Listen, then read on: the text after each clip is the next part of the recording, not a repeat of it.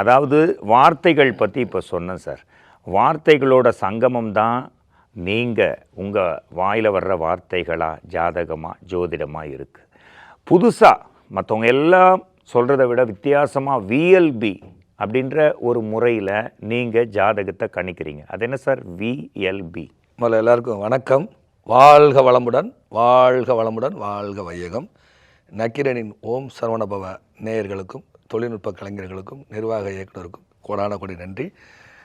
ஐயா, இப்போ பார்த்திங்கன்னா நார்மலாக ஒரு ஜாதகம் பார்க்குறோம் அப்படின்னா ஜாதக கட்டத்தை வாங்கிட்டு இங்கே வீடு வாங்குவீங்க. இப்போ கடனில் இருக்குது, இப்போ 7.5 சனி, இது அஷ்டம சனி இப்போ ஓடிக்கிட்டு இருக்குது, ஜென்மத்தில் குரு வந்துட்டார், ராகு எது சரியில்லாத இடத்துல இருக்குது இப்படின்னு சொல்லக்கூடிய அது ஒரு முறை. இப்போ இதில் பார்த்திங்கன்னா என்னுடைய முறை லக்னத்தை எப்படி வச்சு வேணாலும் சொல்லலாம். இதுதான் பிறப்பு லக்னம் அப்படிங்கிறத வச்சு சொல்லலாம். இப்போ உதாரணமாக ஒருத்தர் வெள்ளிக்கிழமை வந்திருக்கிறாரு ஜாதகம் பார்க்க. அவர் ஒரு மீன லக்னம்னு வச்சுக்குவோம்.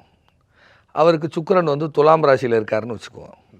வெள்ளிக்கிழமை ஜாதகம் பார்க்க வராரு. நான் துலாம லக்னமாக வச்சு சொல்லிக்கிட்டு இருப்பேன். நீங்கள் தான் இன்வென்ட் பண்ணது இந்த விஎல்பியை? ஆமாம், இது என்னுடைய குருமார்கள் கொடுத்ததுக்கு நான் விஎல்பின்னு பேர் வச்சுக்கிட்டேன், அவ்வளோதான். விஎல்பின்னா சார், வீணா வார்த்தை தெரியுது. சரி, அதாவது விஎல்பி அப்படிங்கிறது என்னன்னு கேட்டிங்கன்னா வாக்கு தேவி லக்ன பத்ததி. ஓகே. வாக்கு தேவினா சரஸ்வதியினுடைய பேர் தான் வாக்கு தேவி. நாவில் நின்று சொல்லக்கூடியவள் அப்படின்னு அதுக்கு பேர். நாமகள் அப்படின்னு பேர். அதனால் வாக்கு தேவி லக்ன பத்ததி அப்படின்னு வச்சுருக்கேன். பத்ததிக்கு ஆக்சுவலாக பி போடணும்.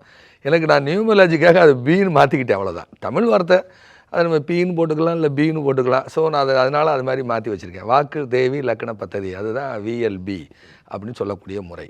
இப்போ உதாரணமாக அதான் சொன்னேன் இல்லையா, ஒருத்தர் மீன லக்கணத்தில் பிறக்கிறாரு. அவர் வெள்ளிக்கிழமை என்கிட்ட ஜாதகம் பார்க்க வர்றாரு. அவருடைய பிறப்பு லக்கணம் மீனம். வெள்ளிக்கிழமை என்கிட்ட ஜாதகம் பார்க்க வர்றாரு. அவருக்கு சுக்கிரன் துலாம் ராசியில் இருக்குன்னு வைங்களேன். நான் துலால் லக்கணம்னு வச்சு அவர்கிட்ட பேசிகிட்டு இருப்பேன். ஓ, பிறப்பு லக்கணம் மீனம். ஆனால் அன்னைக்கு எனக்கு ஜாதகம் பார்க்க வந்த கிழமை என்ன கிழமை? வெள்ளிக்கிழமை. வெள்ளிக்கிழமைக்கு அதிபதி யார்? சுக்கிரன். அவர் எங்கே இருக்கார்? துலாத்தில். நான் துலா லக்கணம்னு வச்சு பேசிகிட்டு இருப்பேன்.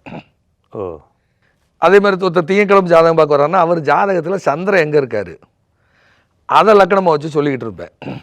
பிறந்த கால சந்திரன், நான் சொல்கிறது பிறந்த கால சந்திரன் எங்கே இருக்காரோ அதை வச்சு சொல்லிக்கிட்டு இருப்பேன்.